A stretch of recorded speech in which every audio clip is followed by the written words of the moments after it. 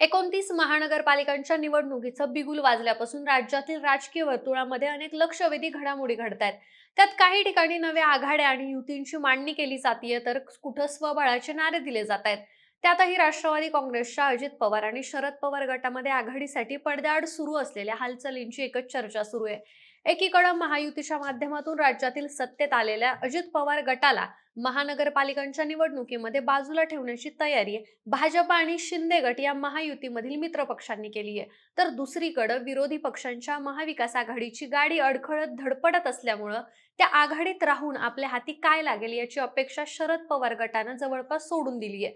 त्यातूनच राष्ट्रवादी काँग्रेसचे हे दोन गट महापालिका निवडणुकीत काही ठिकाणी एकत्र लढणार असल्याच्या चर्चा सुरू झाल्यात. विशेष करून राष्ट्रवादीच्या दोन्ही गटांचं प्रभाव क्षेत्र असणाऱ्या पुणे जिल्ह्यातील पुणे आणि पिंपरी चिंचवड या महानगरपालिकांमध्ये हे गट एकत्र येण्याची चिन्ह दिसत आहेत. मात्र या आघाडीच्या मांडणीबाबत काही समस्या आणि पक्षातील निष्ठावंतांची नाराजी समोर येत असल्यामुळं या आघाडीबाबत राष्ट्रवादी काँग्रेसच्या दोन्ही गटांची अवस्था सध्या धरलं तर चावतंय आणि सोडलं तर पळतंय अशी झालेली आहे. या पार्श्वभूमीवर आपण या महानगरपालिका निवडणुकीत राष्ट्रवादीचे हे दोन्ही गट एकत्र येण्याची शक्यता कितपत आहे, तसंच भविष्यात या गटांची व्यापक आघाडी होऊ शकते का? पुणे आणि पिंपरी चिंचवड महापालिकेत राष्ट्रवादीचे हे दोन्ही गट एकत्र आल्यास त्याचा निवडणुकीच्या निकालावर काय परिणाम होऊ शकतो याचा घेतलेला हा आढावा. नमस्कार, मी निशा हिंगे आणि तुम्हाला तर माहिती आपला विषयच भारी आहे. मित्रांनो, साधारण 3.5 वर्षांपूर्वी 2023 सालच्या जुलै महिन्यात अजित पवार यांनी जवळपास 40च्या आसपास आमदारांना सोबत घेत बंड केलं होतं. तेव्हा राष्ट्रवादी काँग्रेसमध्ये झालेलं हे बंड खरोखरच आहे की काका शरद पवार आणि पुतणे अजित पवार यांनी परस्पर सहमतीने केलेली खेळी आहे, अशी अनेकांना शंका वाटली होती.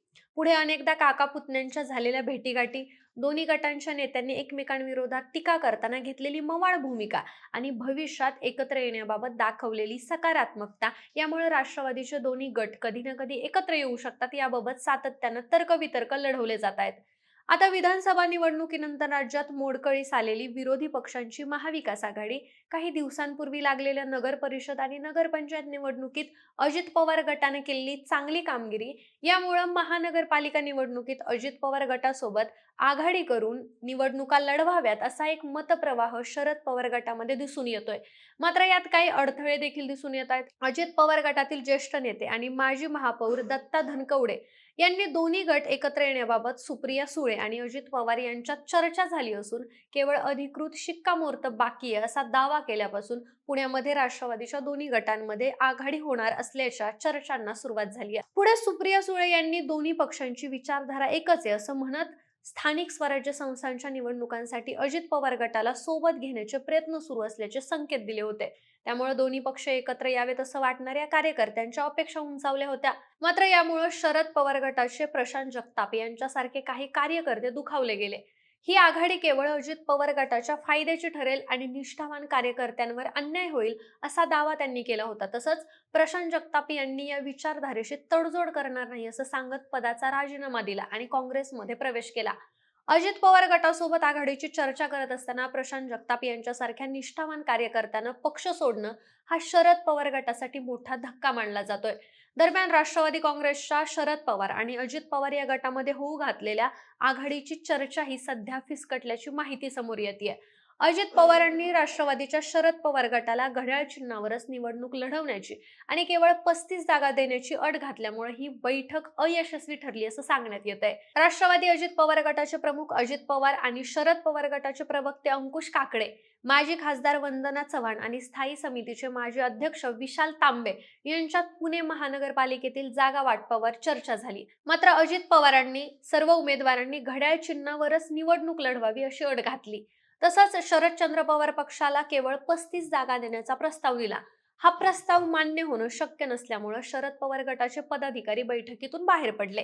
राष्ट्रवादी काँग्रेसच्या दोन्ही गटांनी एकत्र येऊन घड्याळ चिन्हावरच निवडणूक लढवावी हा अजित पवार गटाचा प्रस्ताव अमान्य करून शरद पवार गट अप्रत्यक्षपणे ताब्यात घेण्याचा अजितदादांचा डाव शरद पवार यांनी उधळून लावल्याचं बोललं जात आहे. खरं तर पुणे आणि पिंपरी चिंचवड या पुणे जिल्ह्यातील दोन महानगरपालिकांवर गेल्या अनेक वर्षांपासून राष्ट्रवादी काँग्रेस आणि त्यांच्या समर्थक गटातटाचं वर्चस्व होतं. मात्र 2017 साली हे वर्चस्व मोडून काढत भाजपनं या दोन्ही महानगरपालिकांमध्ये वर्चस्व प्रस्थापित केलं होतं. आता जवळपास 9.25 वर्षानंतर होत असलेल्या पालिका निवडणुकीतून या दोन्ही महत्त्वाच्या महानगरपालिका जिंकण्यासाठी भाजपा दुप्पट ताकदीनं तयारीला लागलाय. तर दुसरीकडे पक्षात पडलेल्या फुटीमुळं राष्ट्रवादी काँग्रेसची ताकद शरद पवार आणि अजित पवार अशा 2 गटात विभागली गेली आहे. पुणे आणि पिंपरी चिंचवड या दोन्ही महानगरपालिका क्षेत्रांमध्ये काँग्रेस, ठाकरे गट यांसारख्या विरोधी पक्षांची आता पूर्वीसारखी ताकद राहिलेली नाहीये. त्यामुळे अजित पवार आणि शरद पवार हे राष्ट्रवादीचे दोन्ही गट एकत्र येऊन निवडणूक लढले असते तर त्याचा फायदा या दोन्ही गटांना निश्चितपणे झाला असता. या दोन्ही पक्षांचा मतदार हा एकच आणि एकाच विचारधारेचा असल्यामुळं या मतदाराला एकत्र आणणं फारसं कठीण गेलं नसतं. तसंच भाजपासमोर एक मोठं आव्हान उभं करता आलं असतं. एवढंच नाही तर दोन गटांच्या भविष्यातील एकीकरणाच्या प्रक्रियेला देखील गती देता आली असती. त्यातून भविष्यात नव्या राजकीय मांडणीची रूपरेषाही आखली गेली असती. मात्र अजित पवार यांनी 2 वेळा केलेल्या बंडामुळे शरद पवार आणि शरद पवार गटातील इतर नेत्यांमध्ये त्यांच्याबाबत एक अविश्वासाचं वातावरण निर्माण झालंय. त्यामुळेच अजित पवार यांना सोबत घेतलं तर ते काही दगाफटका करून संपूर्ण शरद पवार गटच आपल्या ताब्यात तर घेणार नाहीत ना, अशी शंका शरद पवार गटाच्या नेत्यांच्या मनात आहे.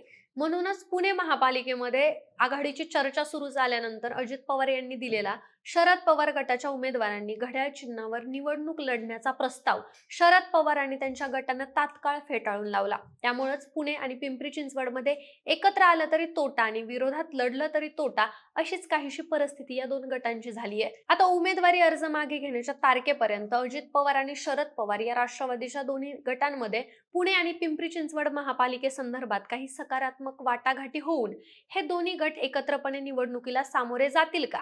हे दोन्ही गट एकत्र आले तर त्याचा भाजपला फटका बसेल का? तसंच स्थानिक पातळीवर एकत्र आल्यावर त्यामधून राज्य स्तरावर दोन्ही पक्षांना एकत्र आणण्याची प्रक्रिया सुरू होईल का? याबाबत तुम्हाला काय वाटतं हे आम्हाला कमेंटच्या माध्यमातून नक्की सांगा आणि सोबतच आपल्या विशेष भारी या चॅनलला सबस्क्राईब करायला विसरू नका. धन्यवाद.